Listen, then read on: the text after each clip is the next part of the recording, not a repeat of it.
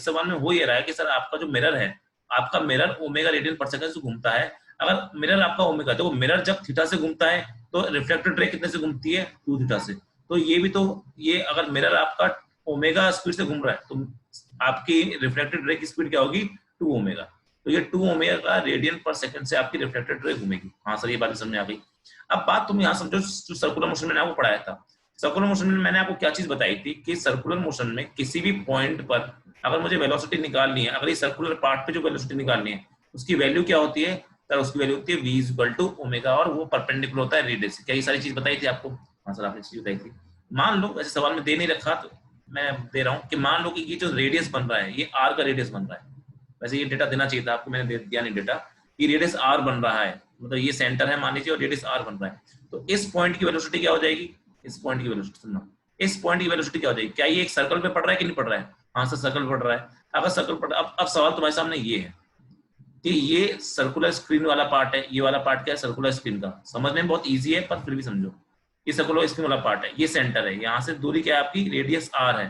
तो यहाँ पर अगर मैं कोई, यहाँ पर अगर मैं कोई स्पीड निकालना चाहता हूँ तो क्या वो स्पीड इस तरह से होगी, परपेंडिकुलर होगी, v होगी, और उसकी वैल्यू क्या होगी सर, वैल्यू होती है ओमेगा r। ओमेगा r तब होती है जब आपका ओमेगा से घूम रहा होता है। पर यहाँ पे क्या ये वाली रे क्या ओमेगा से घूम रही है? नहीं सर, ये वाली रे आपकी घूम रही है 2 ओमेगा से।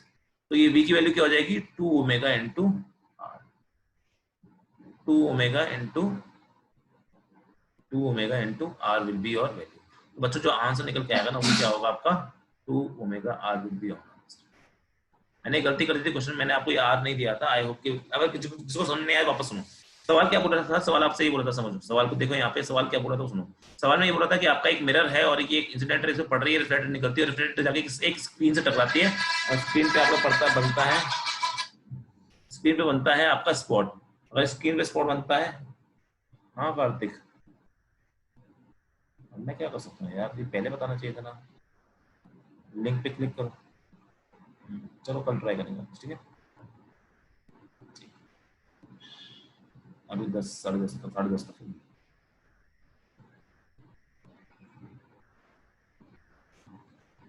अब सुनो, मैंने क्या बोला, ये स्पॉट बन रहा है आपका स्क्रीन के ऊपर। अगर स्क्रीन के ऊपर ये स्पॉट बन रहा है तो इस स्पॉट की स्पीड क्या होगी? तो मैं क्या बोलूंगा सर, ये स्पॉट जो बन रहा है वो आपका सर्कुलर पार्ट में बन रहा है। जब भी सर्कल बनता है तो सर्कल पे मुझे पता होता है, सर्कल पे आपकी जो वेलोसिटी आती है उसकी वैल्यू होती है आपकी ओमेगा r। अब ओमेगा होता है जिससे आपका ये वाली लाइन या रेडियस जिससे घूम रहा होता है, जिस एंगुलर स्पीड से घूमता है, और आर तो रेडियस होता है। अब यहाँ बात करता हूँ, अगर मुझे दे रखा होता, वैसे नहीं दे रखा पर मैंने आर मान लिया, आर रेडियस मान लिया। लेकिन बात यह कि अगर मिरर ओमेगा से घूमेगा तो ये रिफ्लेक्टेड रे कितने से घूमेगी, 2 ओमेगा से।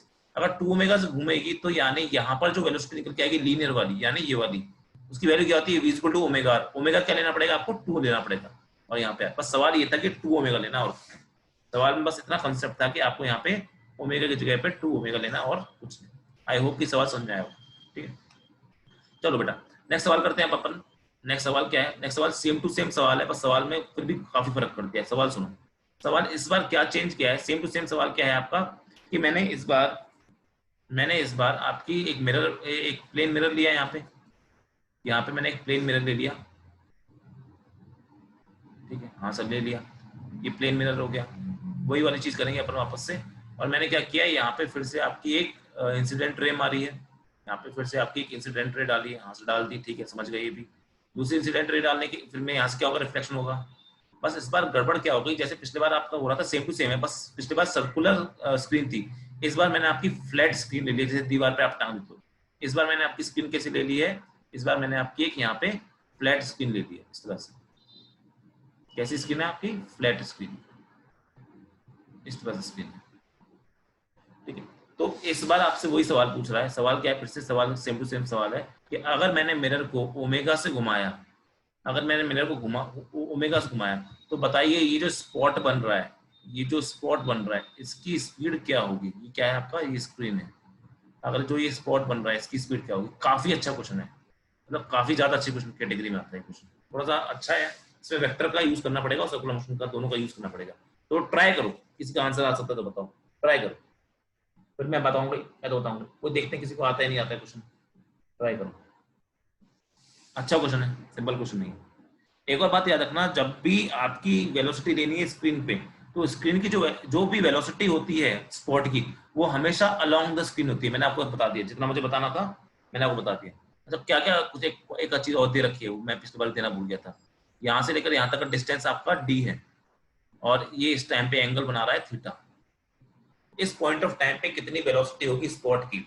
और याद रखना, जब भी स्पॉट की वेलोसिटी मुझे स्क्रीन पे बनानी है, तो बस कंसेप्ट याद रखना है कि स्पॉट की जो वेलोसिटी होती है वो हमेशा अलोंग द स्क्रीन लेनी होती है।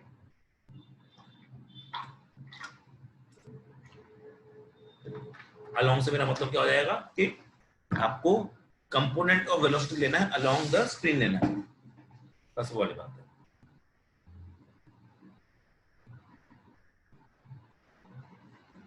अच्छा सवाल है।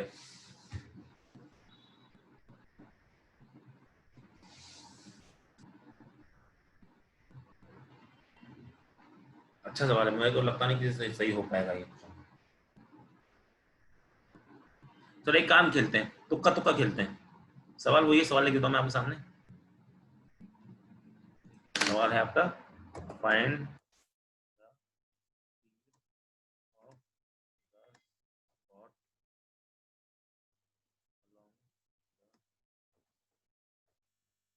तुक्का तुक्का खेलेंगे।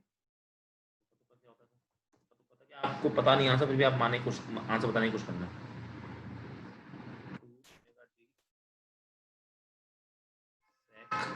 अरे यार स्क्वायर सेक थीटा, अरे थीटा भी आएगा। चलो बी ऑप्शन ले लो आप, ओमेगा डी कॉस, ले लो आप, ले लो आप 2 ओमेगा डी कॉस, और डी ले लो आप 2 ओमेगा डी साइन, बाकी चीज मैं लिख रहा हूँ,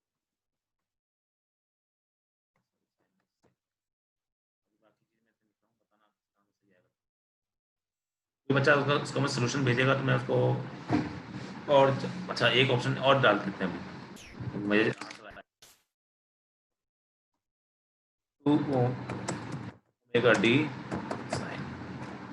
अभी मुझे सारे आंसर, अभी सारे ऑप्शन हुए नहीं है, अभी ऑप्शन मुझे कुछ बदलाव करना है। बदलाव क्या है सर, ये है, यहाँ पे हो गया सेक स्क्वायर थीटा, यहाँ हो गया कॉस स्क्वायर थीटा, यहाँ हो गया आपका कॉस थीटा, यहाँ सेक थीटा, और यहाँ साइन। बताओ क्या आंसर होगा? तुक्का मारो, ओपन टू तुक्का ऑल, ABCD में से मारो। तुम लोग क्यों कॉस कॉस लिख रहे हो? तुम लोग तुक्का मारो ना, तुक्के मारो। अमन का आंसर आया है सी।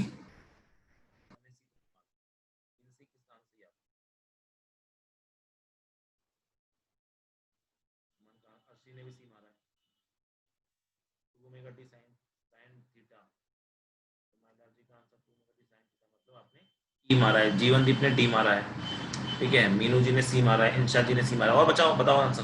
तुक्के मारो यार, तुक्के मारने में तुम्हें शर्म आ रही है क्या?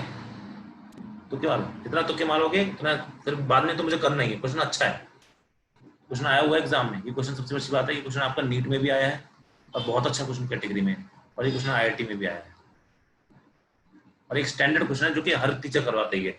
शुभम ने सी मारा है, हैप्पी ने सी मारा है, शुमाइला ने भी सी मारा है। शुमाइला आंसर चेंज कर रही हो आप बेटा, ठीक है। निशा ने 2 ओमेगा टी कॉस, मतलब आप सी बोलना चाह रहे हो आप भी। चलो देखते हैं, देखिए स्टार्ट करें, चलो देखो, हमेशा कंपोनेंट, एक बात याद रखना जो आप बच्चे मिस कर जाते हो, कंपोनेंट हमेशा एक्चुअल वेलोसिटी के लिए जाते हैं, लिए जाते हैं। कभी कभी भी आप गलती से ही मत कर देना जाते हैं, ये मैंने बात की थी, इंपॉर्टेंट बात की थी। बच्चे क्या गलती कर जाते हैं, कभी कभी कंपोनेंट ही कंपोनेंट लेते हैं, कभी भी गलती से भी कंपोनेंट का कंपोनेंट मत लेना। ये सवाल आपको कुछ चीजें सिखा के जाएगा, इसे समझो। कभी भी कंपोनेंट का कंपोनेंट नहीं दिया जाता, ये वाली बात है, कभी भी कंपोनेंट का कंपोनेंट नहीं दिया जाता, ठीक है। अब कैसे बता रहा हूँ समझो इस बात को। मैक्सिमम बच्चों ने सी आंसर मारा है, एक आध बच्चे ने ई मारा है। अब देखो, मतलब मैंने बोला कि कभी भी जो एक्चुअल वेलोसिटी होती है ना, उसके कंपोनेंट दिए जाते हैं, कभी कंपोनेंट के कंपोनेंट नहीं लिए जाते, या फिर आप जो कंपोनेंट है उसके कंपोनेंट कभी नहीं लेना। आप सुनो कैसे, ये स्पॉट बन रहा है ना यहाँ पे, आप सुनो, मैं डायग्राम में चेंज कर रहा हूँ, उस पर प्लीज ध्यान देना। ये स्पॉट बन रहा है ना यहाँ पे, ये स्पॉट की जो वेलोसिटी होगी वो एक्चुअल वेलोसिटी कहाँ होगी सर? एक्चुअल वेलोसिटी नीचे ही होनी चाहिए ना। अरे जब तुम किसी स्क्रीन को देखोगे, जब फॉर एग्जांपल एक एक्सपेरिमेंट तो आपने बहुत बार किया होगा, आपके हाथ में घड़ी पहने होगी आपने, जनरली जो घड़ी पहनते हैं अपने हाथ में, और आपकी घड़ी पे मान लो कोई सूरज की रोशनी पड़ती है जब आप क्लास में होते हो, क्या देखते हो? उसकी जो इमेज है, जो स्पॉट बनता है, उसका जो शाइनी स्पॉट बनता है, एक ब्राइट स्पॉट बनता है, वो दीवार में बन रहा है, कभी कहीं बन रहा है, आप अलग अलग जगह पे उसको मारते हुए, तो जो स्पॉट बन रहा है वो तो आपको स्क्रीन पे ऐसा भागता हुआ दिखाई देता है ना। मतलब ऊपर नीचे ऐसा थोड़ी ना होता है, वो घूम रहा है, कुछ कर रहा है, वो सीधा सीधा कभी ऊपर जा रहा है या नीचे जा रहा है, दाएं जा रहा है या बाएं जा रहा है, क्या ही जा रहा है। हाँ, तो इसका मतलब स्पॉट की जो एक्चुअल वेलोसिटी होती है, स्पॉट की जो एक्चुअल वेलोसिटी होती है, वो हमेशा अलोंग द स्क्रीन ही होती है। तो ये जो मैंने वेलोसिटी बना दी ना यहाँ पे, ये किसकी वेलोसिटी होगी? ये स्पॉट की वेलोसिटी है, और यही एक्चुअल वेलोसिटी होगी। और जो मैंने आपकी यहाँ पे बात बताई, कंपोनेंट का कंपोनेंट नहीं लिया जाता कभी कभी भी। कंपोनेंट का मतलब आप ये आपकी एक्चुअल वेलोसिटी है। आपको अगर कंपोनेंट लेना है तो आपको इसका कंपोनेंट लेना है, किसी और का कंपोनेंट इसके बराबर नहीं रखना। आप जितने मैक्सिमम बच्चों ने यहाँ पे आंसर निकाला ना, उन्होंने पता है क्या किया है? उन्होंने सर्कुलर मोशन वाली वेलोसिटी निकाली और उसका कंपोनेंट ले लिया इस साइड, जो कि गलत है। क्यों गलत है?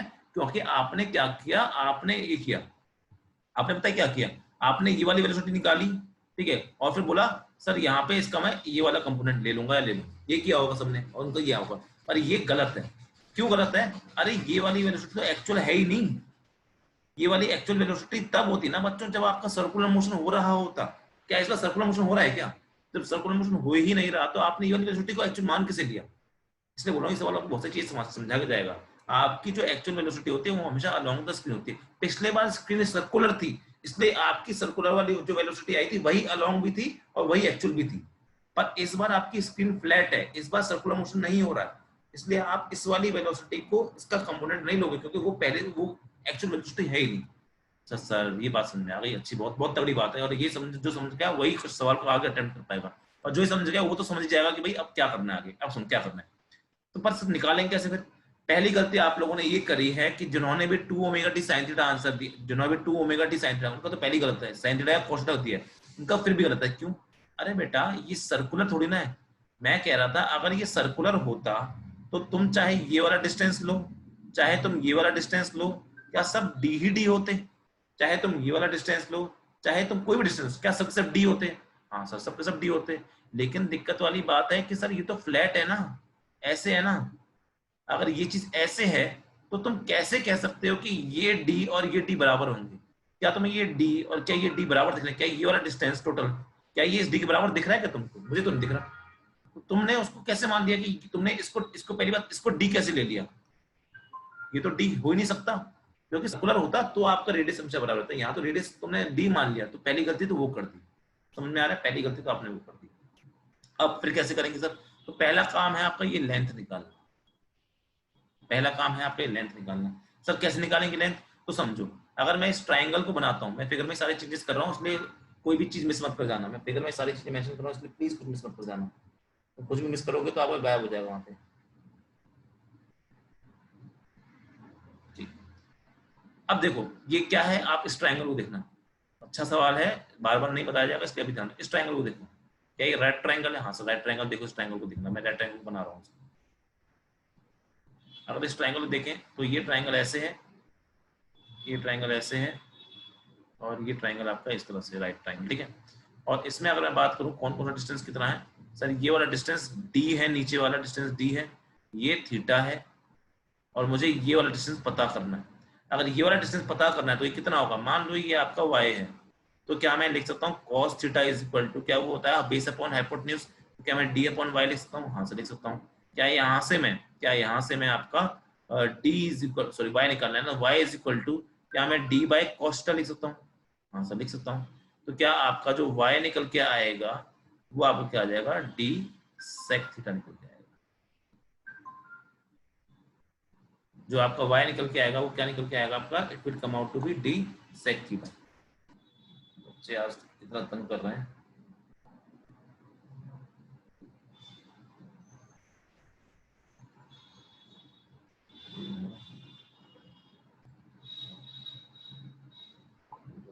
क्लास क्या हो गया बच्चों? क्लास में टाइम पे ही क्यों कर रहे हैं सब करते हैं? ये हो गया। तो y की वैल्यू क्या आई है? d sec थीटा निकल के, मतलब इसकी वैल्यू जो निकल के आ रही है यहाँ पे, it is coming out to be d sec theta. जिन बच्चों ने 2 ओमेगा डी बोल दिया, पहली बात तो वही सही करें कि वहां पे 2 ओमेगा डी नहीं आएगा, ओमेगा डी सेक थीटा आना चाहिए, पहली गलती तो ये होगी। ये लेंथ कितनी निकल के आ गई, it is coming out to be d sec theta, it is coming out to be d sec theta, right.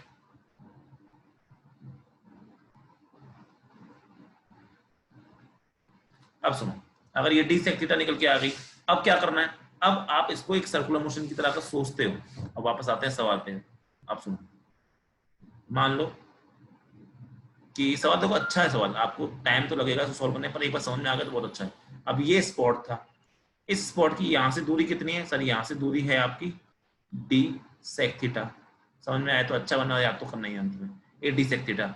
बाद में क्या है बोल रहा हूँ कि मेरा जो एक्चुअल वेलोसिटी है, ये एक्चुअल वेलोसिटी वी स्पॉट की कहाँ है आपकी, नीचे है। अगर ये सर्कुलर मोशन की तरह काम करता, अगर ये सर्कुलर मोशन की तरह काम करता तो इस तरह होता, हाँ सर इस तरह होता। उस टाइम पे अगर मैं वेलोसिटी लेता तो क्या ये वाली वेलोसिटी ऐसे आती, हाँ सर ऐसे आती। किस तरह आती, क्या वो आपकी परपेंडिकुलर निकल के आती इस तरह से, क्या परपेंडिकुलर निकल के आती, हाँ सर परपेंडिकुलर निकल के आती। क्यों निकल के आती है, रेडियस के परपेंडिकुलर अगर सर्कुलर मोशन होता।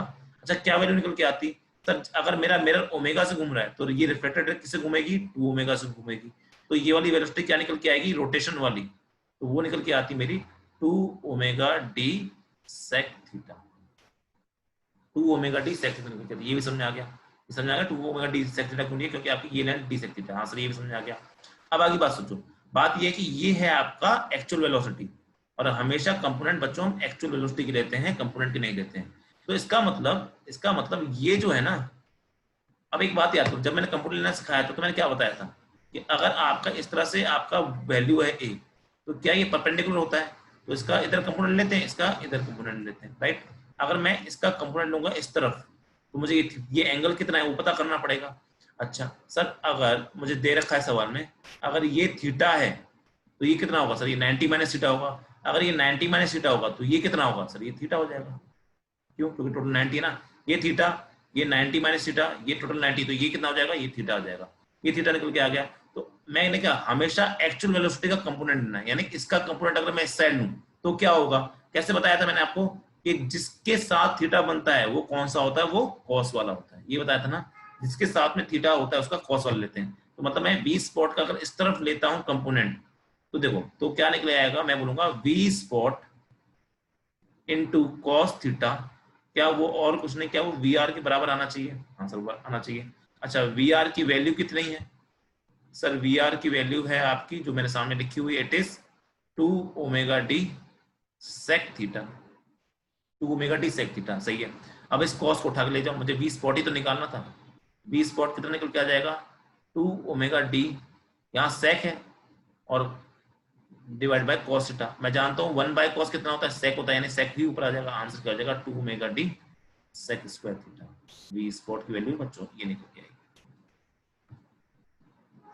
तो इस सवाल में हमको पहली बात तो ये सवाल हार्ड था, मैं बिल्कुल मना नहीं कर रहा, सवाल हार्ड नहीं था, सवाल बहुत अच्छा है। और ये सवाल अच्छा पता है क्यों, not because of calculation, calculation तो है ही इसमें, कैलकुलेशन की वजह से हार्ड नहीं है question, this question is hard because of concept. आप लोग पता है क्या करते हैं, आप लोग लेते हैं इसका, आप लोग इसका कंपोनेंट लेते हैं इसके लॉन्ग, आप लोग इसका कंपोनेंट लेते हैं ऐसे, आप लोग इसका कंपोनेंट लेते हैं इस तरफ, पर ये नहीं लेना है, क्यों, अरे ये तो वेलोसिटी है ही नहीं ना, क्यों नहीं है, अरे सर्कुलर थोड़ी ना स्क्रीन, हाँ स्क्रीन अगर सर्कुलर होती, अगर स्क्रीन अगर सर्कुलर होती तो उस टाइम पे यही वेलोसिटी आपकी स्पॉट की भी होती और यही वेलोसिटी आपकी रोटेशन की भी होती, और ये आप वही आंसर करके आते जो पिछली बार करके आए। लेकिन क्योंकि स्क्रीन आपकी फ्लैट है, तो स्क्रीन आपकी फ्लैट है तो एक्चुअल वेलोसिटी ये होगी एक्चुअल, और हमेशा कंपोनेंट एक्चुअल के लिए जाते हैं। आप लोग पता है क्या गलती करते हो, आप लोग उस कंपोनेंट ले लेते हो, ये नहीं सोचते हो मैं किसका कंपोनेंट ले रहा हूँ, और यही है फिजिक्स, यही है फिजिक्स। फिजिक्स हार्ड नहीं, फिजिक्स कंसेप्चुअल है। फील करो फिजिक्स को, फील कैसे करना है कि किसका कंपोनेंट लेना चाहिए किसका नहीं, जो रियल चीज है, जो रियल है उसके तो कंपोनेंट लोगे, जो चीज एग्जिस्ट नहीं करती उसके कंपोनेंट कैसे ले सकते हो तुम, ऑब्वियसली बात है। शुभम जी मजा आ गया था, हाँ मजा तो आ गया, पर सबको नहीं आया होगा मुझे पता है, सबको समझ भी नहीं आया होगा, जिनको समझ में नहीं आया मैं रिपीट नहीं करने वाला पहली बात तो, क्योंकि क्वेश्चन बहुत बड़ा है। आप लोग रिवाइज करो घर पे जाकर, जब मैं नोट्स दूंगा आपको प्लीज वापस से देखना इस क्वेश्चन को, प्लीज वापस से देखना इस क्वेश्चन को, फिर समझना, अगर तब भी समझ में नहीं आएगा तो मैं नेक्स्ट क्लास में इसको वापस रिपीट कर दूंगा, लेकिन ट्राई करना कि वापस इसको अपने आप से समझने की कोशिश करना। आई होप कि इतना ये क्वेश्चन आपको मैक्सिमम बच्चों को समझ में आ गया होगा, ठीक है। और आंसर क्या हो जाएगा इसका, इसका आंसर हो जाएगा आपका ए, ए विल बी योर आंसर, जो कि किसी ने बोला ही नहीं था। मान लो मैं ऐसे पैसे लगा देता तो क्या होता? यूट्यूब पे, क्या यूट्यूब पे, हाँ इसको मैं वीडियो अपलोड कर दूंगा यूट्यूब पे, अगर मुझे, वैसे मैं रिकॉर्ड तो कर रहा हूँ, अगर सब कुछ ठीक ठाक रहेगा तो मैं इसकी वीडियो यूट्यूब पे वीडियो भी अपलोड कर दूंगा, वरना आपको नोट्स तो भेजता ही हूँ मैं, ठीक है। चलो अब हम नेक्स्ट चीज करते हैं, और नेक्स्ट चीज इंपॉर्टेंट है, which is number of images between two mirrors. Important है, मतलब बहुत ज्यादा इंपॉर्टेंट नहीं बोलूंगा, पर इसके सवाल गाहे बगाए मतलब आते जाते रहे हैं, इसके सवाल आते हैं कभी नहीं आते हैं, और बहुत इजी सा टॉपिक है, बहुत ही ज्यादा इजी टॉपिक है, इसलिए पता होना जरूरी है। क्योंकि मैंने आपसे पहले कहा है कि कोई टॉपिक मैं छोड़ूंगा नहीं, कोई भी टॉपिक आपको छोड़ा नहीं जाएगा, तो ये टॉपिक क्यों छोड़ दें अपन। अब सुनो, इस टॉपिक एनसीईआरटी में भी है, टॉपिक एनसीईआरटी में भी मिलेगा आपको, इसलिए इंपॉर्टेंट भी है 12th क्लास के बच्चों के लिए। अब बात करते हैं number of images between two mirrors, ठीक है। अब सुनो, मान लो दो मिरर है, अब दो मिरर को आपस में कैसे रख सकते हो, एक ऐसे रख सकते हो, एक ऐसे रख सकते हो, दो मिरर को आप कैसे रख सकते हो आपस में, एक ऐसे रख सकते हो, ऐसे रख सकते हो, बहुत से तरीके रखने के। मैं बात कर रहा हूं जब उनके बीच में कोई एंगल है, जब एंगल नहीं तब तो आप बड़े आराम से निकाल सकते हो, हैविंग एंगल बिटवीन देम, उनके बीच में कोई एंगल हो, ठीक है। तो ऐसे है, या फिर ऐसे हो जाएगा कि कोई थीटा एंगल है, यहाँ पे भी थीटा एंगल है, बस फर्क क्या है, थीटा 90 डिग्री, इस तरह हमको करना है। तो समझो, अब समझना अच्छी चीज, पहले हम इस थीटा 90 डिग्री के लिए समझेंगे, और फिर उसको हम जनरल के लिए समझा देंगे। सुनो, अगर मान लो दो मिरर हैं आपके, मान लो आपके पास में दो मिरर हैं इस तरह से, समझना इंपॉर्टेंट है, समझो, क्योंकि इससे फॉर्मूला बनेगा, फॉर्मूला इंपॉर्टेंट तो होता ही है। एक मिरर इस तरह से है और एक मिरर इस तरह से, दोनों यहाँ मिल रहे हैं 90 डिग्री में मिल रहे हैं, इतना तो समझ में आ गया, ठीक है। अब मान लो मैंने क्या किया, सिमेट्रिकल पोजीशन पे या अनसिमेट्रिकल जैसी पोजीशन में मैंने एक ऑब्जेक्ट रख दिया आपका यहाँ पे, यहाँ पे आपका एक ऑब्जेक्ट रखा है, मान लो बीचों बीच, मान लो मैंने यहाँ पे बीचों बीच एक आपका यहाँ पे ऑब्जेक्ट रखा है, यहाँ पे ऑब्जेक्ट रख दिया, इस तरह से रखा है कि आपका कहने को यहाँ से डिस्टेंस, मान लो आपका यहाँ से डिस्टेंस कुछ डी ले लिया, और बराबर भी लिया है तो यहाँ से भी डिस्टेंस आप डी ले लो। अब मैं आपसे बोल रहा हूँ कि मुझे बताइए कितनी इमेजेस बनेंगी, आप बताओ, आंसर तुक्के मारो, कितनी इमेज बनेगी, दो तीन चार, कितनी इमेज बनेगी, यहाँ पे नंबर ऑफ इमेज कितनी बनेगी, दो बनेगी, तीन बनेगी, दो मिलर है ना, चार पांच, कितनी इमेज बनेगी, आपके ऑप्शन से बताओ कितनी इमेज बनेगी, आपको क्या लगता है कितनी इमेज बननी चाहिए यहाँ पे, बताओ बताओ जल्दी बताओ, जल्दी बताओ, नंबर ऑफ इमेज कितनी होंगी। सवाल आता है एग्जाम में सीधे सीधा कि नंबर ऑफ इमेज बता दो, वैसे आपको आना चाहिए, बहुत सिंपल क्वेश्चन है, कितनी नंबर ऑफ इमेज बनेंगी, मैं आपको इसकी बताऊं कैसे बनती है, जल्दी जल्दी बताओ, जल्दी बताओ, जल्दी बताओ, गलत करो। अमन का आंसर आया 4, रशी जी का आंसर आया 3, हैप्पी का आंसर आया 3, और लोग बताओ, रितु का आंसर आया 3, जल्दी जल्दी और लोग ट्राई करो, सुमाइला का आंसर आया 4, चलो करते हैं ट्राई, आ गया, और किसी को आंसर करना है, आंसर नहीं करो तुम लोग बेसमो, आंसर करो जल्दी, चलो करते हैं। 3, मनदीप का आंसर 3 है, मीनू का आंसर 3 है, तृप्ति का आंसर 3 है, इंशा जी का आंसर 2 ही है। चलो देखते हैं, मैक्सिमम चुके आंसर आ गए, तो देखते हैं क्या करना होता है इमेज बनाते हो, जब प्लेन मिरर होता है इमेज बनाने क्या करते हो, क्या डिस्टेंस का फंडा मैंने बताया था आपको, बस डिस्टेंस बनाओ और आंसर बना दो, हाँ बताया नहीं, बताया था। अब देखो यहाँ पे मैं बनाना चाहता हूँ इमेज, तो देखो यहाँ पे क्या बोला मैंने कि जितना ये डिस्टेंस यानी डी, क्या होते हैं डिस्टेंस में आपका इमेज पड़ेगी, यहाँ पे हाँ सब पड़ेगी, नॉर्मल डालो और डिस्टेंस जितना है उतना ले लो, तो यहाँ पे बना दिया मैंने डी। तो मान लो ये, इसको मैं M1 बोलता हूँ, मतलब वन मिरर, फर्स्ट मिरर, और इसको मैं M2 बोलता हूँ, ताकि आपको देखने में थोड़ी क्लियरिटी रहे। तो ये क्या हो जाएगा सर, ये हो जाएगा आपका, ये हो जाएगी इमेज 1 बोलते हैं उसको, I1 बोल दिया, इमेज मैंने क्या बोल दिया इसको, I1 बोल दिया आपका, ठीक है। अगर ये I1 हो गया, तो यहाँ से अगर मैं डालता हूँ यहाँ पे, तो क्या ऐसी इसकी वजह से तो भी आपकी इमेज बनी चाहिए ना, उतने डिस्टेंस में। मान लो इसका नाम मैंने I2 रख दिया, क्या मैंने इसका नाम I2 रख दिया, हाँ सर I2 रख दिया इसका नाम। अब सुनो, अगर मैं आप एक बात देखूं, भूल जाओ I2 को, भूल जाओ O को, भूल जाओ, और मान लो मैं तुम्हें एक याद करो, एक चीज बताई थी कि मान लो आपका मेरा इस तरह से एक सवाल भी दिया था मैंने आपको शीट में इस तरह से, और ऑब्जेक्ट आपका यहाँ पे रखा है, तो क्या इसकी इमेज बनेगी ना, कैसे बनेगी, इसको आप एक्सटेंड कर लो और फिर ऐसे बना दो, क्या इसकी इमेज बन जाएगी, हाँ। अब भूल जाओ बाकी सारी चीजों को। कोई बच्चा बोलेगा क्या सर इमेज की इमेज बन सकती है क्या, सवाल बच्चे ने पूछा मेरे से, क्या सर इमेज की इमेज बन सकती है, तो आंसर है हाँ बन सकती है। कैसे प्रूव करूं, आप एक काम करो, मिरर के सामने जाओ, मिरर के सामने जाओ, अपनी इमेज को देखो, अपनी इमेज को देखो, और फिर क्या करो कि आप एक कैमरा लो और फोटो खींच लो उसकी, कैमरा लो उसकी फोटो खींच लो, क्या फोटो खींच रही है। अगर फोटो खींच रही है इसका मतलब क्या है कि इमेज की इमेज भी बन सकती है, तो इमेज की इमेज बन सकती है। मतलब अगर आपके सामने I1 आ गया है तो क्या इसकी इमेज ही बन सकती है? हाँ। अगर इसकी इमेज बनानी तो बनेगी किससे? क्या ये बनेगी आपकी इस वाली मिरर से, नीचे वाले मिरर से, ये बनेगी आपकी, हाँ, मिरर सेल्फी, शाबाश। ठीक है, तो ये हो जाएगा। तो क्या यहाँ से इसको मिरर मान के, यानी I1 के लिए M2 को मिरर मान के, क्या मैं यहाँ से फिर से एक इमेज बना सकता हूँ? कितने डिस्टेंस पे आएगी? सर ये डी डिस्टेंस है तो ये भी डी डिस्टेंस होगा, ये डी डिस्टेंस था तो ये भी डिस्टेंस, मतलब इसके बिल्कुल सामने पड़ेगी, इसके बिल्कुल सामने पड़ेगी, हाँ कि ना, सामने पड़ेगी। तो ये आपकी I3 बन गई।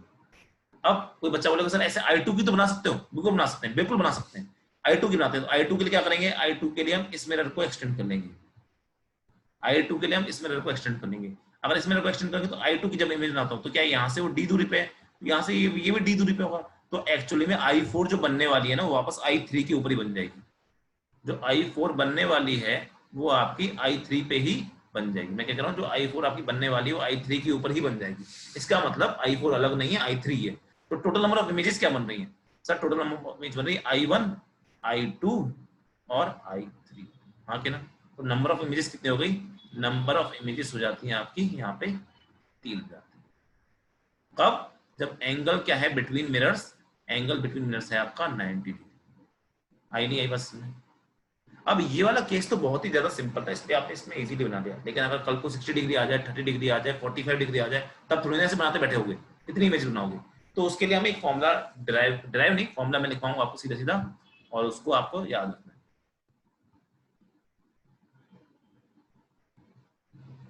ठीक है, तो सुनो, एक सेकेंड।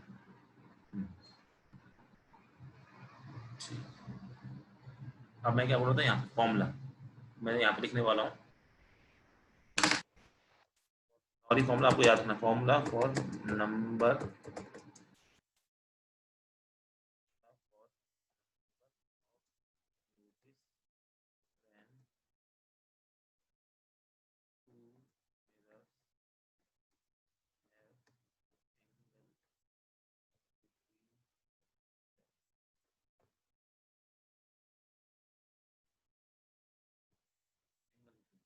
तो उसका फॉर्मूला आपको याद ही रखना, बहुत सिंपल सा फॉर्मूला है, और एक फॉर्मूला याद रखना है, दूसरा फॉर्मूला ऑटोमेटिकली याद हो जाएगा आपको। अब सुनो क्या है फॉर्मूले के हिसाब से, और हम बात करें फर्स्ट की। ठीक है, सबसे पहले तो आपको कहना है थीटा क्या है आपका?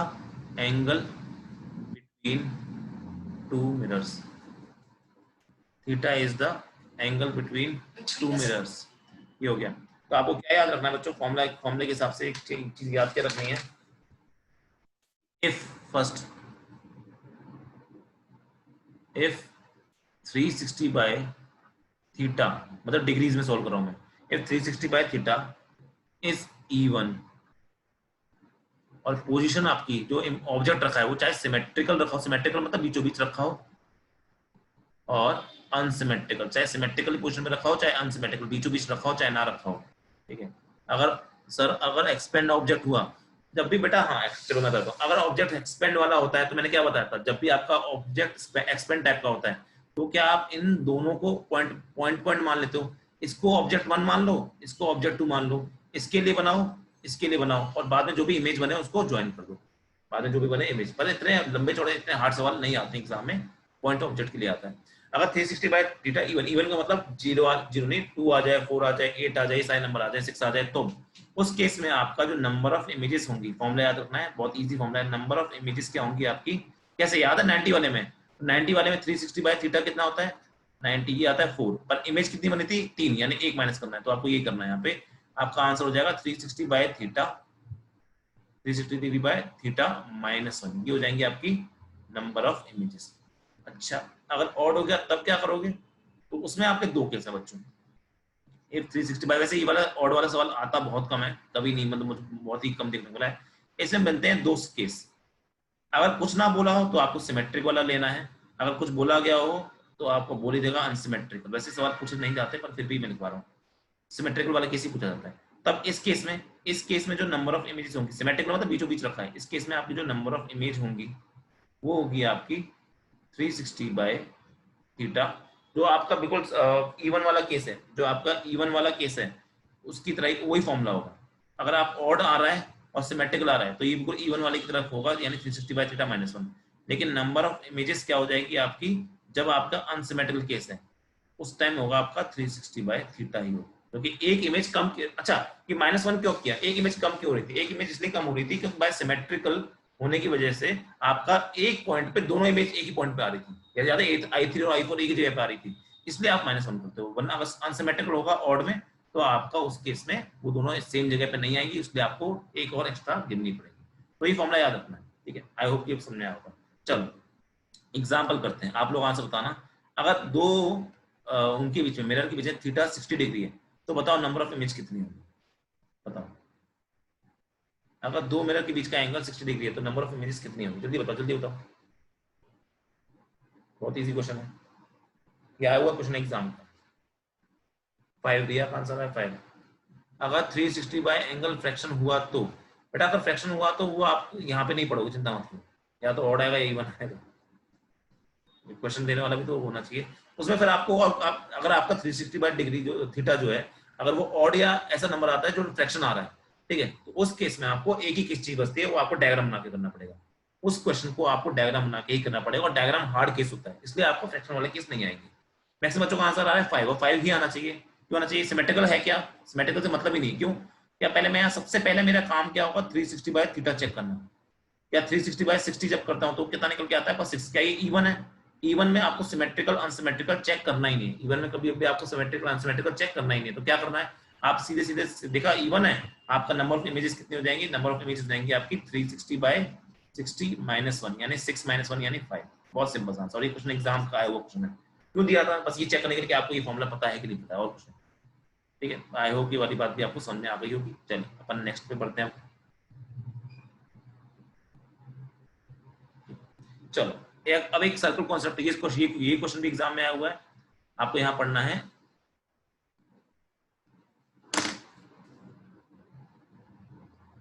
सर्कल कॉन्सेप्ट टू ड्रॉ, ये एनसीईआरटी में है तो इसलिए और इम्पोर्टेंट हो जाता है, ठीक है। अब सुनो, circle concept to draw all images. जो भी मैंने अभी मान लो, जो भी मैंने भी इमेजेस बनाई, जैसे आपका नंबर ऑफ इमेजेस कितनी आ रही थी, जब थीटा 60 डिग्री था 5 आ रही थी ना, तो मैं चाहता हूँ मुझे बना के दिखाओ 5 कहाँ है। आपको आंसर तो पता है ना 5 आने वाला है, ये तो पता लग गया आपको, अब मुझे बना के बताओ। तो ये एनसीईआरटी में इसलिए मुझे पढ़ाना पड़ रहा है, वैसे आईआईटी वाईटी इंपॉर्टेंट नहीं है, पर हाँ कभी कभी आईआईटी में पूछा जा सकता है। तो याद रखना, इसको हम निकालते हैं by using circle concept to draw images. Circle concept क्या होता है, तो इसका बस मैं एक स्टेटमेंट लिख रहा हूँ, स्टेटमेंट अगर समझ आ गया तो बाकी इसमें कोई समझाने वाली बात बचेगी नहीं। ये होता है कि मैं लिखवा देता हूँ कि all the images formed lie on a circle, all images formed on lie on a circle, center will be the section point। ये एनसीईआरटी में लिखी हुई लाइन, एनसीईआरटी में नहीं कहाँ लिखी, पर मैं थोड़ा सा मॉडिफाई करके लिख रहा हूँ, इंटरसेक्शन पॉइंट ऑफ मिरर्स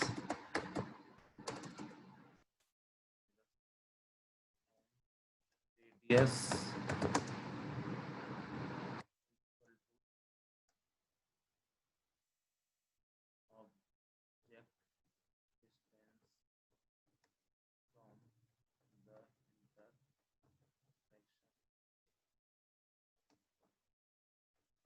कुछ पढ़ लेनी पड़ा, क्या लिख दिया अंग्रेजी में, अंग्रेजी बोल है बिल्कुल, ऐसा है क्या भाई, चलो कोई नहीं समझाते हैं। तो बोल रहा है कि आपका सर्कल कॉन्सेप्ट क्या बोलता है कि अगर मुझे सारी इमेजेस, जो मैंने नंबर ऑफ इमेज 5 निकाली, मैं उसको एग्जांपल से समझा रहा हूँ, नंबर ऑफ इमेज मैंने 5 निकाली है, तो उसने बोला है कि आपका जितनी भी इमेजेस होंगी वो सब पढ़ती हैं, जितनी भी इमेजेस हैं बच्चों वो आपकी एक सर्कल पे लाइक होती है। सर्कल है तो सर्कल के पास क्या होता है, सर्कल के पास एक सेंटर होता है, रेडियस। अगर दुनिया में किसी भी सर्कल का तुम्हें सेंटर दे दूं और रेडियस दे दूं तो वो सर्कल कभी बना सकते हो। तो उसका सेंटर कहाँ होगा, उसका सेंटर होगा द इंटरसेक्शन पॉइंट। किसका इंटरसेक्शन पॉइंट, जो दो मिरर है ना उनका इंटरसेक्शन, जहां वो दो मिरर टकरा रहे हैं आपके, वो उसका सेंटर होगा। और उसका रेडियस क्या होगा सर्कल का, उसका वो होगा object distance from the intersection. जो इंटरसेक्शन पॉइंट है आपका ये वाला, उससे ये वाला डिस्टेंस रेडियस। तो देखो मैं बना के देता हूँ, मैं 60 डिग्री का एग्जांपल लेके समझाऊंगा आपको, समझना 60 डिग्री वाला एग्जांपल लेके समझेंगे अपन। तो एग्जाम्पल ले रहे हैं कि मान लो कि आपका थीटा क्या है 60 डिग्री है। अब 60 डिग्री है तो समझो, मान लो आपका इस तरह से एक एक मिरर है, आपका इस तरह से एक मिरर है,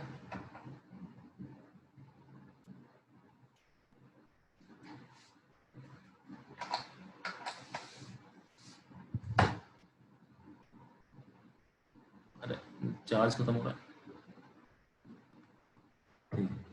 आपका इस तरह से एक मिरर है और दूसरा मिरर आपका है इस तरह से, ठीक है, और इनके बीच का एंगल कितना है 60 डिग्री है।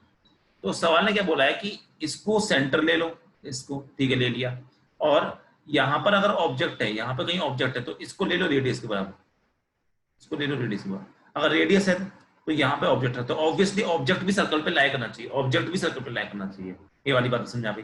तो आपको क्या करना है, एक सर्कल बनाना है, आपको क्या करना है, एक सर्कल बनाना है। और अब बना देते हैं, सर्कल बनाते, चलो इस तरह से बनाना है कि उसका सेंटर हो यहाँ पर, और वो उसका रेडियस हो कहाँ से, रेडियस हो कि वो आपका जी। तो ये एक सर्कल बन गया। हाँ अब सुनो सर्कल के बारे में क्या बोलना है। सर्कल का सेंटर क्या होना चाहिए, सर्कल का सेंटर होना चाहिए आपका, सर्कल का सेंटर होना चाहिए आपका intersection point of the mirrors पे। सर्कल का सेंटर यहाँ होना चाहिए, सर्कल का सेंटर है यहाँ पे, ये रहा सर्कल का सेंटर, ठीक है। और रेडियस क्या होना चाहिए, ये हो गया रेडियस। अगर रेडियस ये है तो इसका मतलब ये इमेज भी, ये ऑब्जेक्ट भी कहाँ पड़ेगा, सर्कल पड़ेगा। अब मुझे बनानी है इमेजेस, अब मुझे क्या बनाना है, इमेजेस। तो सुनना कैसे बनेगी इमेज, बनेगी इस तरह से कि मैं क्या करूंगा आपका, मैं यहाँ से एक लाइन डालूंगा। ऑब्वियसली क्या मुझे अगर ऑब्जेक्ट डिस्टेंस ये लेना है तो क्या यहाँ पे एक डिस्टेंस किया तो ये थोड़ा सा यहाँ पे ऐसे आएगी, ये परपेंडिकुलर, तो ये थोड़ा सा परपेंडिकुलर, ये परपेंडिकुलर, तो आपका आई1। अब सुनो डायग्राम में, डायग्राम दिखना, मैंने क्या किया, यहाँ से यहाँ तक परपेंडिकुलर डाला, यहाँ से डाल दिया, और यहाँ से उतना डिस्टेंस ले लिया, तो ये बन जाएगी आपकी आई1, बन गई आई1। हाँ अब उसके बाद में क्या किया, ये आई1 है, अब ये आई1 है, और इसी तरह इस ऑब्जेक्ट की डिस्टेंस यहाँ से परपेंडिकुलर डिस्टेंस ये है, और यहाँ से परपेंडिकुलर डिस्टेंस ले रहा है ये, तो ये हो गया आपका आई2। या दो इमेज बन गई, टोटल इमेज कितनी बनने वाली है 5, इसका आंसर को मतलब मुझे 5 इमेज बनानी है, 2 बन गई। अब क्या करूंगा, अब मैं बोलूंगा सर देखो, अगर इस I2 को I1 को देखता हूं, क्या ये I1 और ये मिरर 2 है मान लो, और ये मिरर 1 है, तो मान लो ऐसे है कि I1 यहाँ पे रखा है, यहाँ पे रखा है आपका I1, और यहाँ पे रखा है एक मिरर।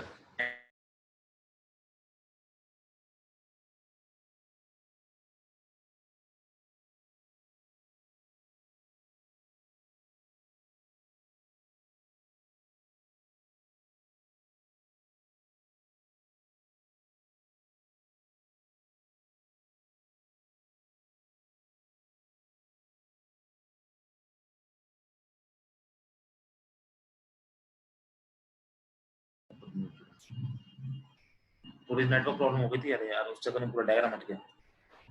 चलो डायग्राम तो हम जल्दी जल्दी बना देते हैं। यहाँ पे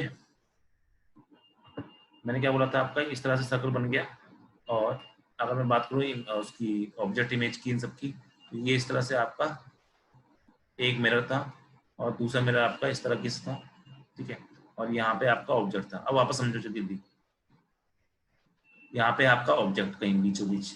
अब सुनो, क्या यहाँ से मैं परपेंडिकुलर डालूंगा इस पे मिरर पे, और इसको मैंने M1 बोल दिया मिरर को, उसको मैंने M2 मिरर बोल दिया। आवाज आ रही है सबको मेरी, यहाँ पे M1 रख दिया, M2 बोल दिया। अगर आवाज आ रही तो एक बार मुझे कंफर्म कर दो, ताकि मुझे ये ना लगे कि मैं अकेला अकेला बोल रहा हूँ।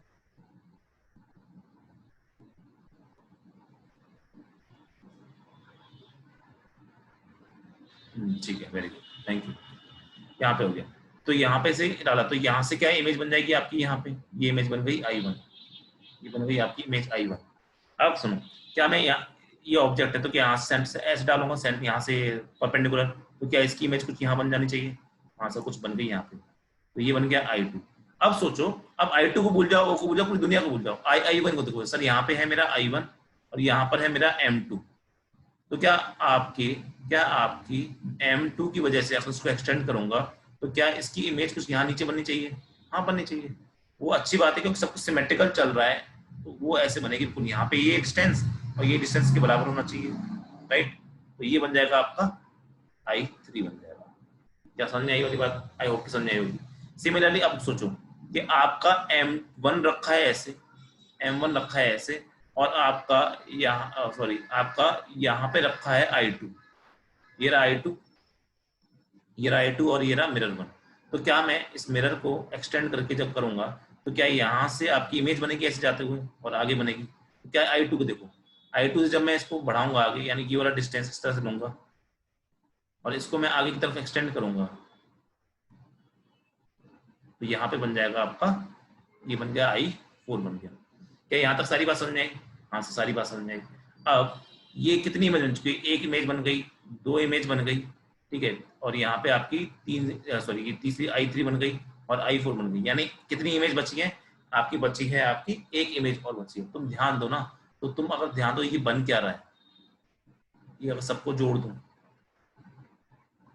क्या एक इमेज बची है? बाय सिमेट्री में साफ साफ बोलता हूँ कि अगर इसको ज्वाइन करो ऐसे करके, इसको ज्वाइन करो ऐसे करके, यहाँ से I2 को आप I3 से ज्वाइन करो ऐसे करके, और यहाँ पे बचा आपका I1 से I4 को ज्वाइन करो, तो बची क्या? एक ही इमेज तो बची है। वो एक इमेज बनेगी कहाँ? वो बनेगी बिल्कुल बीचों बीच यहाँ पे, और उसको इससे ज्वाइन कर दो। अच्छा सर ये बनी कैसे होगी?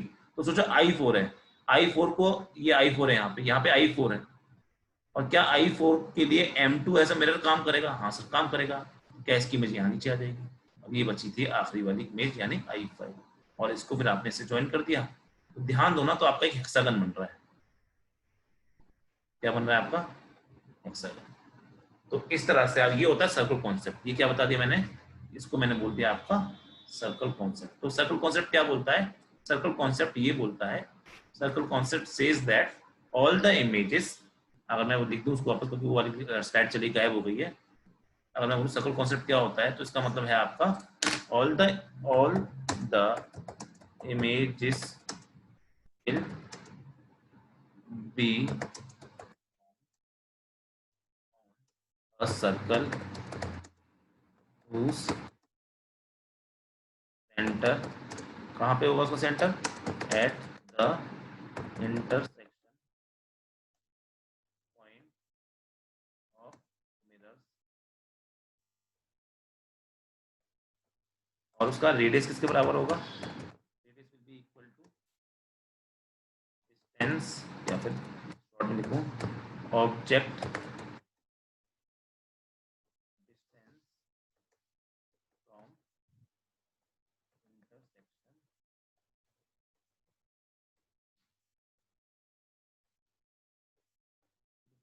तो ये एक और बात आता है, ये थोड़ा सा आईआईटी में कम पूछा जाता है। बस सर्कल कॉन्सेप्ट क्या होता है ये पता होना चाहिए आईआईटी के हिसाब से या नीट के हिसाब से। और जो मैंने आपको नंबर ऑफ इमेज वाला कंसेप्ट समझाया था पहले वाला, वो पता होना चाहिए। ये पॉलीगन पे बनाना, ये सब करना, ये सब नहीं आता आपके एग्जाम में, ठीक है? ये आपके 12th वालों के आता है। और मैंने क्योंकि पहले आपसे बोला था पढ़ाने से पहले कि ऐसा कुछ नहीं होगा कि मैं 12th वालों को नहीं पढ़ाऊंगा। एनसीईआरटी वाली चीज में थोड़ी थोड़ी कवर करता जाऊंगा, जैसे 12th वालों को फायदा होता है। आई होप कि ये वाली चीज आपको समझ में आई होगी। सर्कल कॉन्सेप्ट क्या होता है ये वाली चीज कोई समझ में आई होगी, नंबर ऑफ इमेज वाला कॉन्सेप्ट समझ में आया होगा, ठीक है? नेक्स्ट टॉपिक पे, और ये टॉपिक काफी अच्छा है, काफी अच्छा टॉपिक है। अच्छे सवाल भी आप बनते हैं यहाँ से, और इसके एग्जाम में क्वेश्चन भी आते हैं, और थोड़ा मैथमेटिकल भी है, ठीक है? डरेंगे नहीं, मैथमेटिकल नाम से दो चार बच्चे वहीं लुढ़क जाते हैं। सुनो, अगर हम बात करते हैं नेक्स्ट आपकी, नेक्स्ट जो सवाल है बच्चों, वो सवाल काफी अच्छे इंटरेस्टिंग सवाल है। वो है आपका मिनिमम लेंथ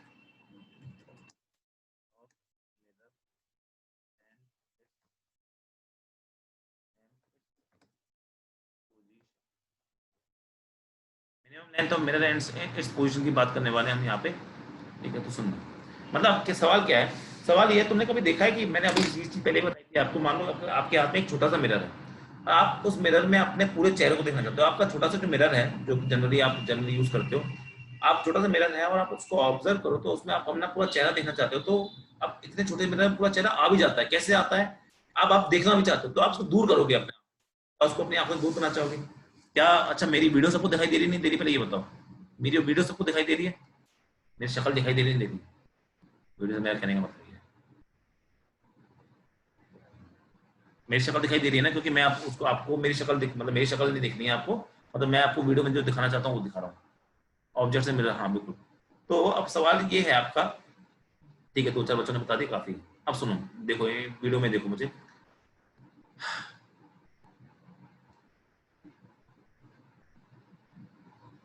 अब देखो मैं क्या बोल रहा हूँ आपका, मैं ये बोलने वाला हूँ कि भाई मान लो आपके सामने एक मिरर रखा है, अब मिरर तो इतना छोटा सा, आपका चेहरा इतना बड़ा है, पर आप अगर आप उसको थोड़ा दूर करके देखो तो क्या उसमें आपको अपनी पूरी शक्ल दिखाई दे जाती है, दिख जाती है।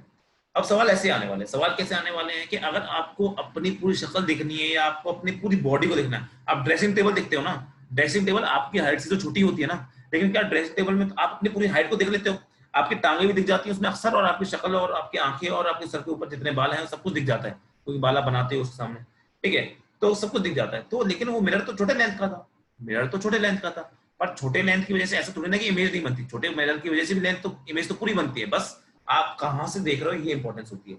तो यही सवाल है। अब सवाल ये आ रहा है कि मान लो आप मिरर के सामने खड़े हो, किसी डिस्टेंस पे खड़े हो, और आपको क्या करना है, आपको अपनी पूरी इमेज देखनी है, आपको अपनी पूरी इमेज देखनी है।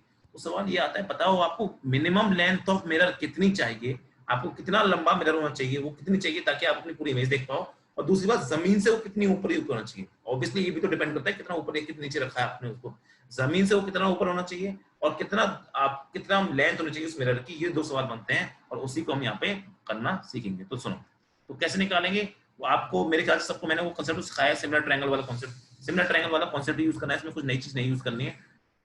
अब सुनो, तो सवाल क्या है, सवाल ये है, सबसे सिंपलेस्ट सवाल से स्टार्ट करते हैं, इसी सब सवाल की तरह इसको करना है, इसको ये मत सोचना कि मैं कंसेप्ट पढ़ा रहा हूँ, सवाल की तरह समझा रहा हूँ। अब सुनो, पहला ये आता है क्वेश्चन की क्या होती है, इसको याद मत कर लेना जो मैं पहले कर रहा हूँ, बच्चे याद कर लेते हैं, याद तभी करना जब आपको ये क्वेश्चन के हिसाब से दिया हो।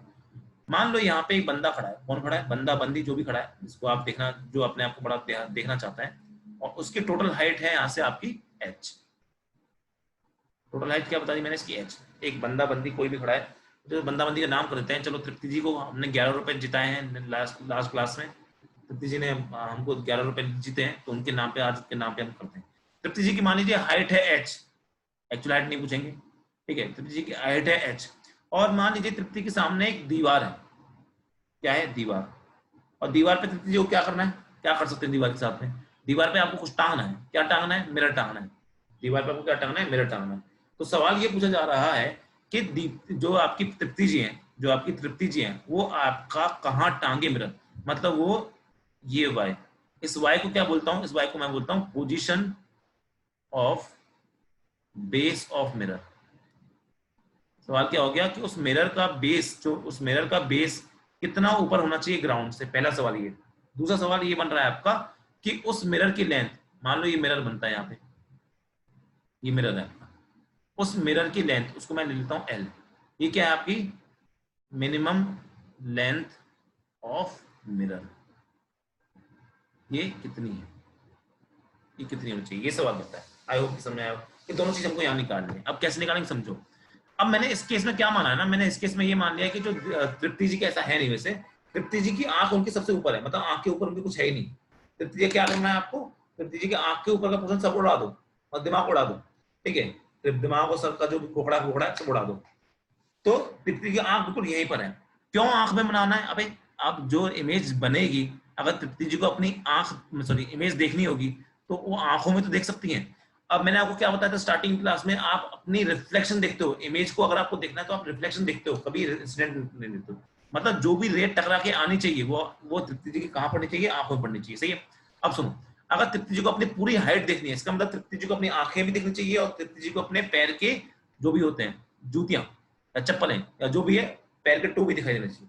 अगर उनको अपनी आंख देखनी है, ध्यान आप देना ध्यान, अगर उनको अपनी आंख देखनी है, अगर उनको तृप्ति जी को अपनी आंख देखनी है, तो क्या आंख से निकली हुई इंसिडेंट रे, क्या आंख से इंसिडेंट रे निकलेगी, कहां से, आई से, क्या आई से इंसिडेंट रे निकलेगी, हां से निकली, और क्या वो टकरा के वापस आंख में आना चाहिए, तो क्या यही होनी चाहिए।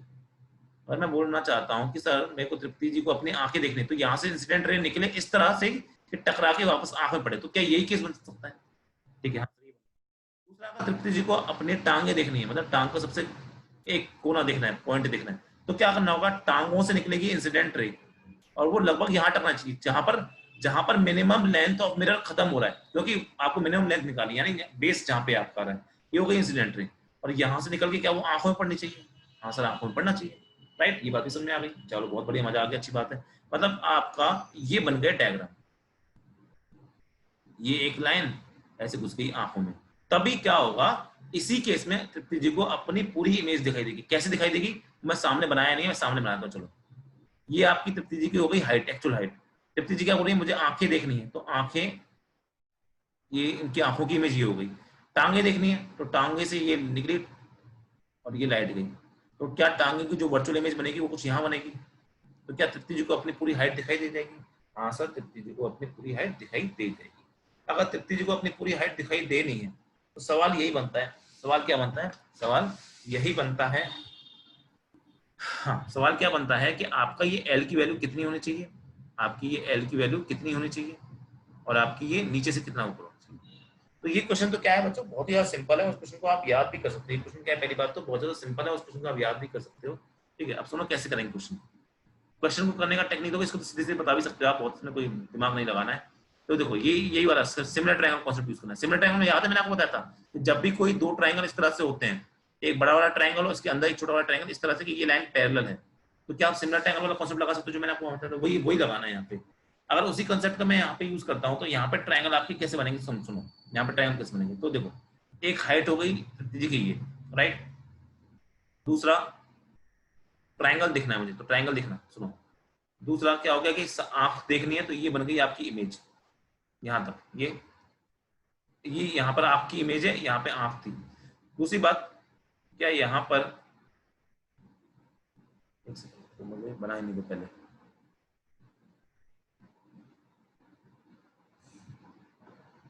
मैं फिर डायग्राम बनाया था उसके बाद फिर आपको समझाऊंगा।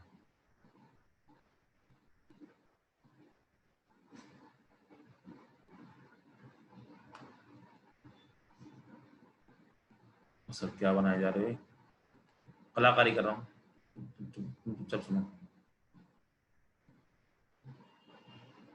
जो जिनको समझ में आ रहा हो वो समझ भी जाएंगे क्या बन रहा है यहाँ पे। ये बन गया मिरर, और यहाँ देखो आखिरी आखिरी लाइन, शानदार लाइन।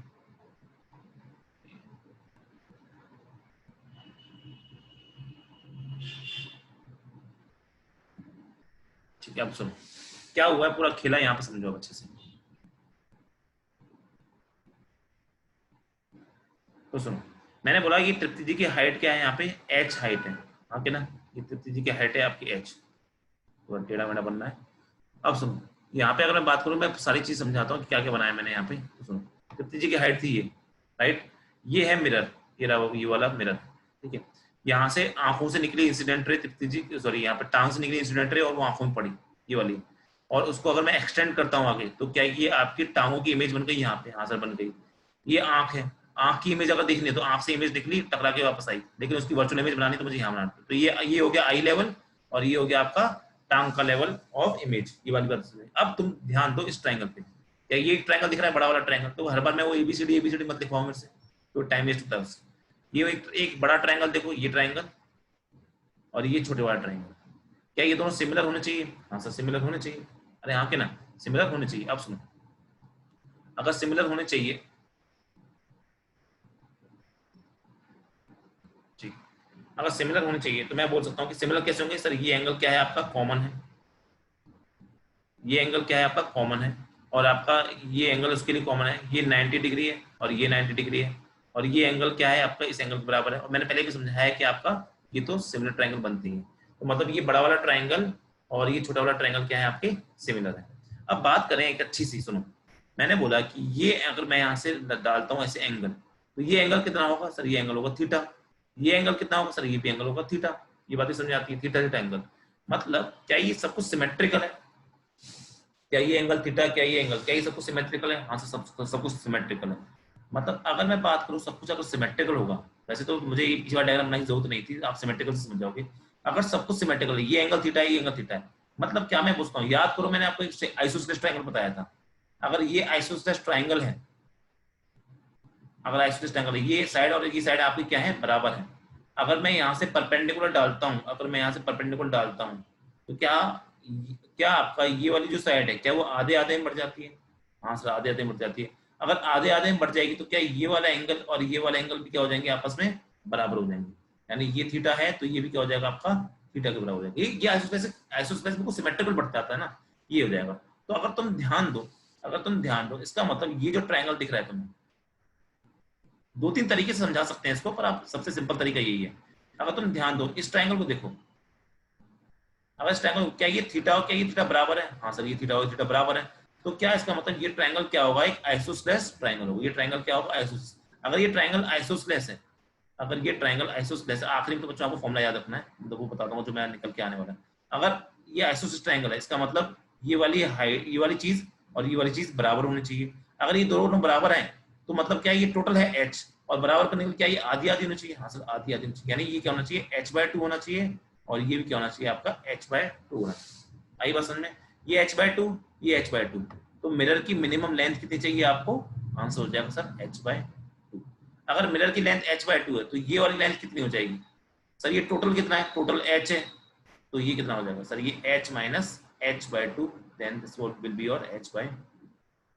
आई नहीं, यही बात समझ। मतलब इसका मतलब क्या हो जाएगा कि अगर मुझे अपनी पूरी हाइट देखनी है किसी मिरर में, अगर मुझे किसी मिरर में पूरी हाइट देखनी है, तो मिनिमम लेंथ ऑफ मिरर कितनी होनी चाहिए आपकी, अब ये आपको याद रखना। किसी भी चीज की मुझे अगर मिनिमम हाइट देखनी, मिनिमम की बात हो रही है, इससे ज्यादा भी हो सकती है, मिनिमम देखनी है, तो मुझे mirror minimum length of mirror क्या चाहिए आपका, h/2। कैसे आया निकल के, मैं एक बार जल्दी से आपको समझा रहा हूँ। दो तीन तरीके हैं, सिमिलर ट्रायंगल से भी समझा सकते हो, बिना सिमिलर ट्रायंगल के भी समझाते हो किसी भी तरीके से समझा सकते हो। अब सुनो क्या समझाया मैंने यहाँ पे। मैंने बोला यहाँ पे, कोई बच्चा बोलेगा सर सिमिलर ट्रायंगल से कैसे समझा सकते हो, अगर कोई बताओ, कोई बच्चा मुझे पूछना चाहता हो कि सर सिमिलर ट्रायंगल से कैसे करेंगे, तो आप बताओ, मैं बता दूंगा।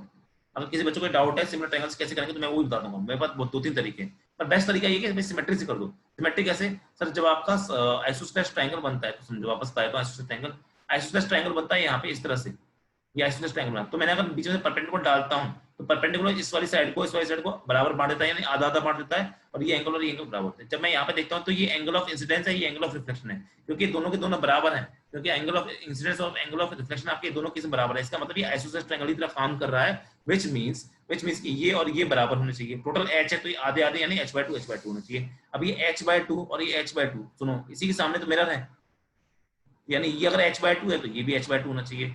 और बचा नीचे से डिस्टेंस, अगर टोटल हाइट h थी, नीचे से डिस्टेंस क्या हो जाएगा, h माइनस h/2, जो कि वो भी h/2 ही निकल के आना चाहिए, वो आ भी रहा है। तो मिनिमम लेंथ ऑफ मिरर कितनी चाहिए, h/2। अगर कोई बच्चा सिमिलर ट्रायंगल कॉन्सेप्ट से करना चाहता है तो वो भी सुनो, उसके लिए भी बताता हूँ कैसे होगा।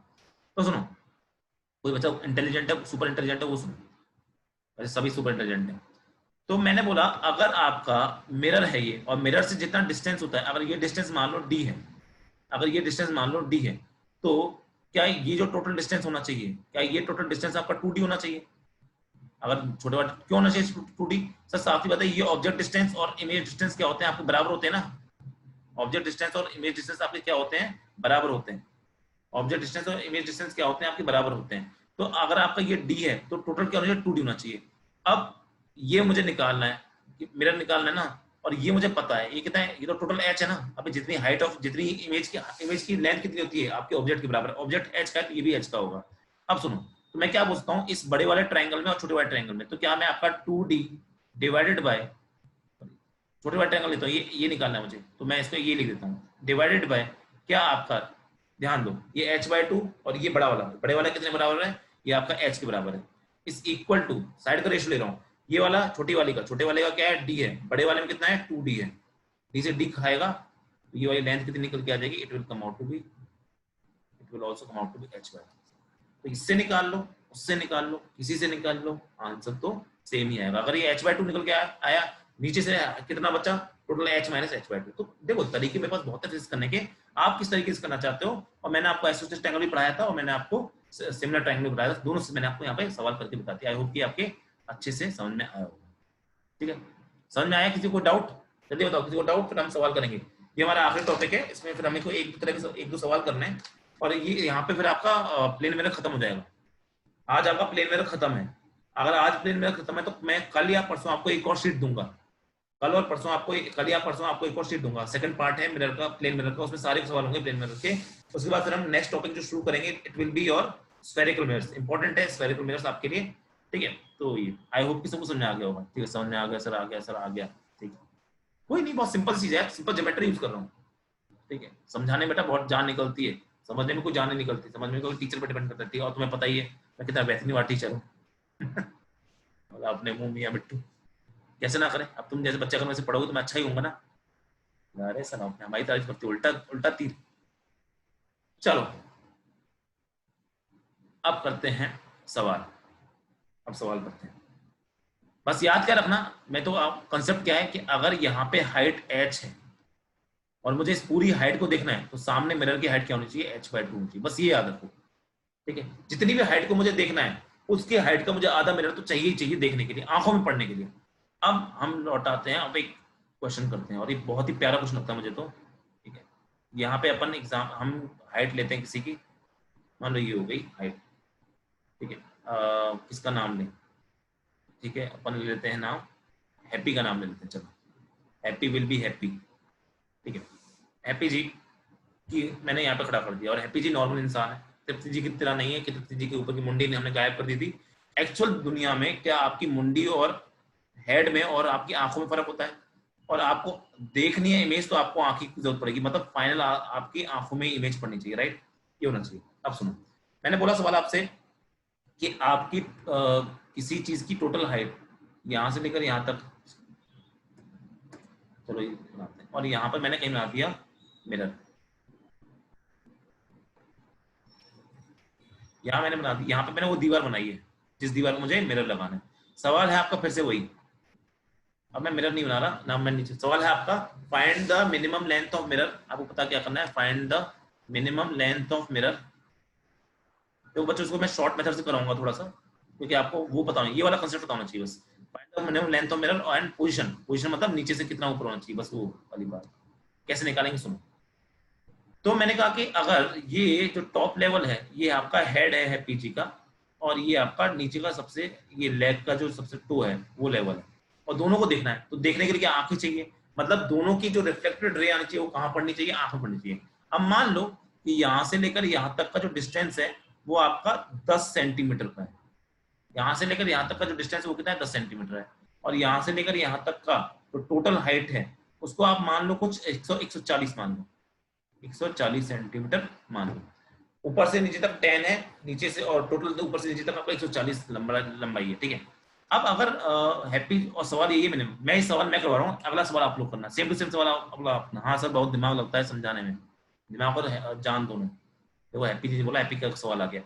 अब देखो यहाँ पे अगर मैं बात करता हूँ, मैं मेरा मेन काम होगा, मेरा मेन काम है डायग्राम। देखो इस चैप्टर में कुछ नहीं करना है, इस चैप्टर में आपको सिर्फ दिमाग लगाना है। 75 सेंटीमीटर, देखते हैं आंसर क्या होगा, क्या करने वाला भूल गया मैं। हाँ, यहाँ से निकलेगी लाइट, यहाँ कहीं बीचों बीच टकराएगी, राइट, और फिर दूसरी लाइट कहाँ से आएगी सर, दूसरी लाइट आएगी यहाँ से, ऐसे आंखों में जानी चाहिए। क्या तभी आंखों में आपकी रिफ्लेक्टेड रे पड़ेगी हैप्पी के सर की, तभी तो हैप्पी का सर दिख पाएगा उसको, कहीं और तो ना आंख में जानी चाहिए।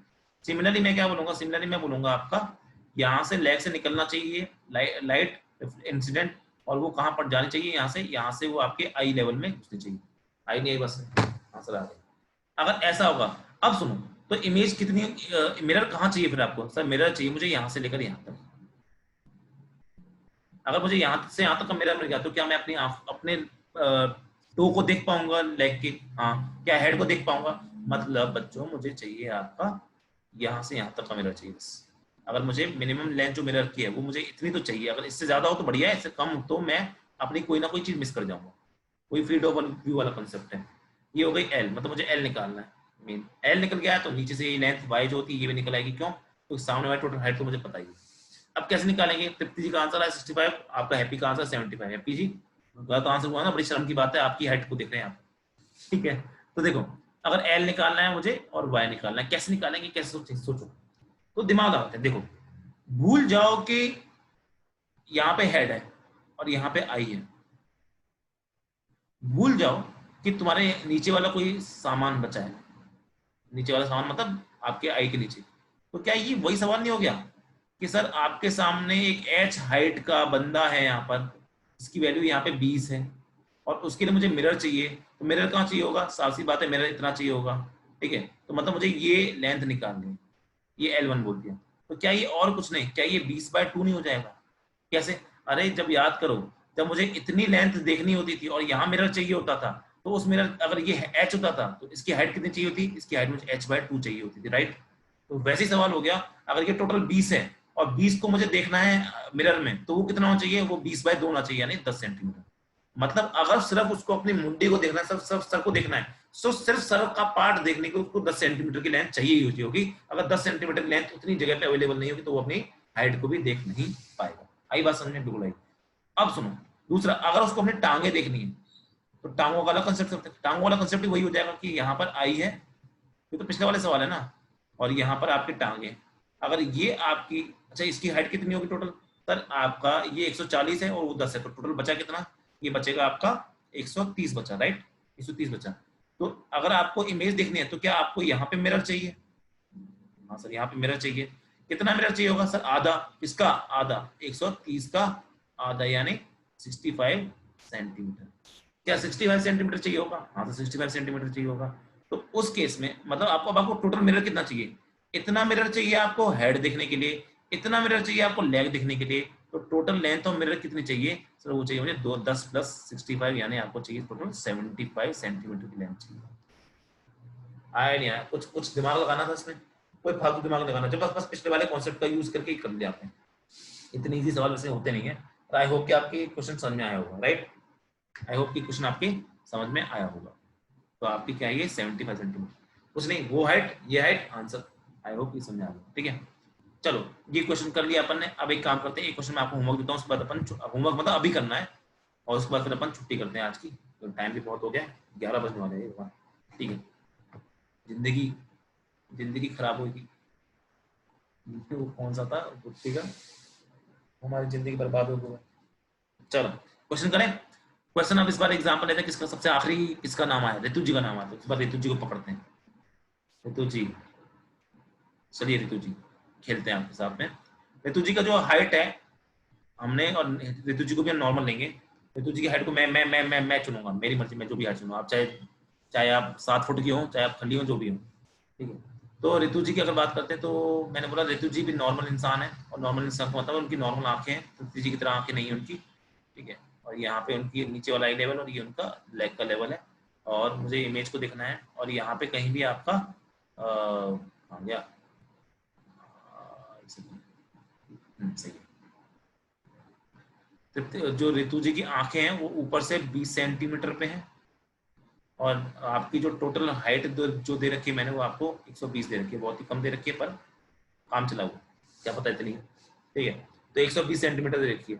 अब बताइए वही सवाल, find the minimum length of mirror, बताओ जल्दी जल्दी, मिरर एंड इट्स पोजीशन। एक और बात, तुमने एक सवाल देखा, सवाल में अभी तक हमने ये तो देखा ही नहीं कितने दूर से देख रहे हैं, वो जरूरत भी नहीं निकालने की, वो जरूरत भी निकालने की जरूरत ही नहीं है उसकी, तब क्या आंसर आएगा। तो जी आप सही आंसर कर देना, और मिनिमम लेंथ का आंसर देना है, बस बस मिनिमम लेंथ का आंसर देना।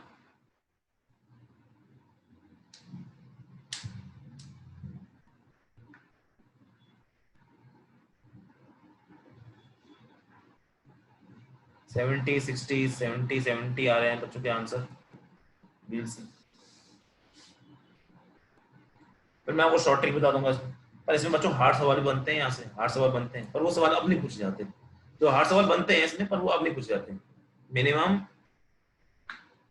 मैं क्या बोल रहा है, मिनिमम मैंने हेड निकाल दिया, मिनिमम मिनिमम मिरर की बताओ पोजीशन, तो कोई दिक्कत नहीं, पोजीशन तो आप बस माइनस करना होता है टोटल में से। चलो बताओ, इंशा जी ने क्या मुंडी क्यों बना दी, इंशा जी मर गई हो जिंदा हो। अच्छा ये है आई लेवल, ये है आपका टॉप टॉप हेड लेवल, और ये है आपका नीचे का एडी लेवल, यानी लेग का तीनों। तो सवाल वही है, सवाल अब मैं वो डायग्राम बनाने की जरूरत नहीं, सवाल ऐसे होगा, सर देखना है तो इस तरह से लाइट निकलेगी, इस तरह से लाइट आएगी, कितना चाहिए सर, यहाँ पे चाहिए। अब देखो मैं पहले पिछले सवाल में पोजीशन नहीं निकाली, अब मैं पोजीशन निकालूंगा। अगर देखना है तो ये कितना चाहिए होगा सर, ये चाहिए होगा मुझे 20/2 चाहिए होगा, which is equal to 10 centimetre, right, ये हो गया। अगर मुझे निकालनी है लेग का लेंथ, तो लेग क्या होगा, लेग सर यहाँ से जाएगा इस तरह से, और यहाँ पे जाएगी लाइट इस तरह से। देखो पोजीशन निकालने के लिए ना, पोजीशन निकालने के लिए आपको चाहिए होगा डायग्राम। ये कितना हो जाएगा सर, ये हो जाएगा आपका 120 का आधा यानी 120/2 यानी आपका 60 सेंटीमीटर। तो मिनिमम लेंथ ऑफ मिरर कितनी चाहिए, ये हो जाएगी आपकी मिनिमम लेंथ यानी 70 सेंटीमीटर। सही है बच्चों का, मिनिमम लेंथ होगी 70 सेंटीमीटर। अगर अब पूछता है आपकी पोजीशन क्या है, पोजीशन का मतलब कितना ऊपर है आपका ग्राउंड से, तो ये है आपका ग्राउंड से ऊपर, ये आपका मैंने वाई मान लिया। अब इसकी वैल्यू क्या होगी, ये टोटल कितना है सर ये टोटल है 120, टोटल 120 है ना, सामने देखो पूरी हाइट 120 की है, माइनस अगर मैं 70 कर दूं तो it will come out to be 50। मतलब 60 कैसे आंसर आ रहा है क्वेश्चन, मतलब आप सही तो लिखा है ना मैंने, हाँ 120 है, 140 को ले लिया आपने, मतलब 120 हो जाएगा आपका टोटल हाइट, और उसमें आपका मिरर का पार्ट कितने में, 70 में। अगर 120 में से 120 में से माइनस 20 नहीं करा, ओ सॉरी, हाँ मेरी गलती, oh my bad my bad my bad, मैंने उसको 120 लिया, सो सॉरी, मिटाओ।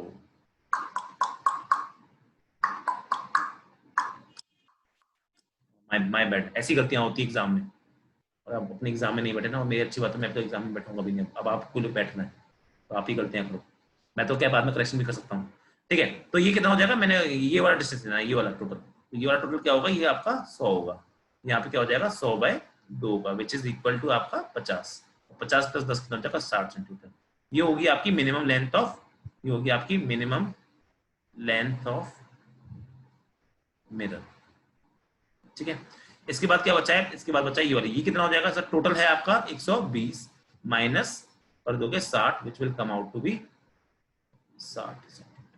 ये हो जाएगी क्वेश्चन। सवाल में कभी बोलता है बताओ टॉप पोजीशन ऑफ मिरर क्या होगी, कि मिरर का जो टॉप है, ये बताओ आप लोग आंसर करो, तो मिरर का टॉप है वो कितने डिस्टेंस पे होना चाहिए ग्राउंड से, कभी कभी ये पूछ लेता है, बताओ the top point of mirror must be कितना पे, टॉप पॉइंट ऑफ मिरर कितना पे होगा,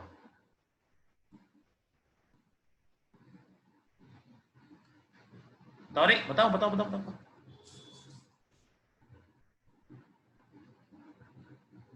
जो टॉप पॉइंट है मिरर का वो कितने पे होगा, कितने पे होगा, देखो पहली बात तो 60 तो होगा, 60 में 50 भी जोड़ दो, 60 + 50 कर दो, और उसके बाद ये कितना है, ये 10 है ना, अबे 10 ही तो यही तो मेरा जा रहा है, +10 कर दो, क्या मतलब, अरे सर ये क्या, ही तो 120 हो जाएगा, मैं कोई गलती कर रहा हूँ यहाँ पे,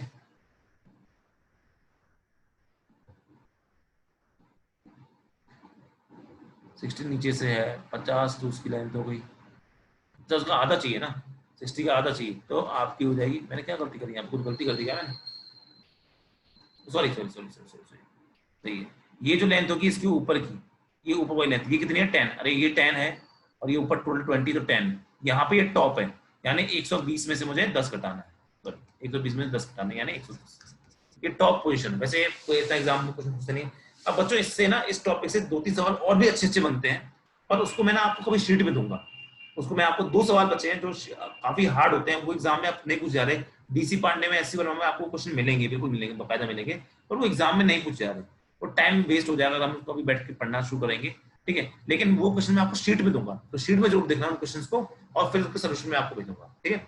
चलिए, आई होप कि आज की क्लास सबको समझ में आई होगी, ठीक है, आज की क्लास में अपन इतना ही पढ़ते हैं, समझ में आई सबको, चलो thank you very much, see you tomorrow, कल मिलेंगे अपन, ठीक है, कल या परसों आपको वापस से एक शीट मिलेगी, उसमें अपन सवाल लगाएंगे, और वो वैसे जैसे आपने आज सॉल्व करके भेजा था ना, बहुत अच्छे से सॉल्व किया, वेरी गुड, ऐसे ही करना, उस तरह हम नेक्स्ट टाइम करेंगे। चलो मिलते हैं नेक्स्ट टाइम पे, thank you very much, bye bye, टाटा, गुड नाइट, धन्यवाद, good night, bye Himanshu, good night Insha, thank you Riya, धन्यवाद Happy, Shumaliya ji thank you. आज आपका प्लेन मिरर खत्म हो गया है, प्लेन मिरर समाप्त, प्लेन मिरर समाप्त घोषणा होगी, बस एक शीट और लगाएंगे अपन, कुछ सवालों करेंगे, ठीक है, इसके बाद नेक्स्ट टॉपिक आपका स्फेरिकल मिरर्स है। Good night Mandeep ji, okay Ritu ji, okay good night, good night Aman, चलो निकलो निकलो जल्दी निकलो, तुम क्या इंतजार करो, मैं काटूंगा, मैं तुम्हारी गुड नाइट का जवाब दे रहा हूँ ताकि तुम्हारी रात अच्छी निकले और सोने में। चलो गुड नाइट, गुड नाइट, जय हिंद, हाँ बाय बाय टाटा, चलो मैं रख रहा हूँ, बाय, अब क्या रहा हूँ, काट रहा हूँ।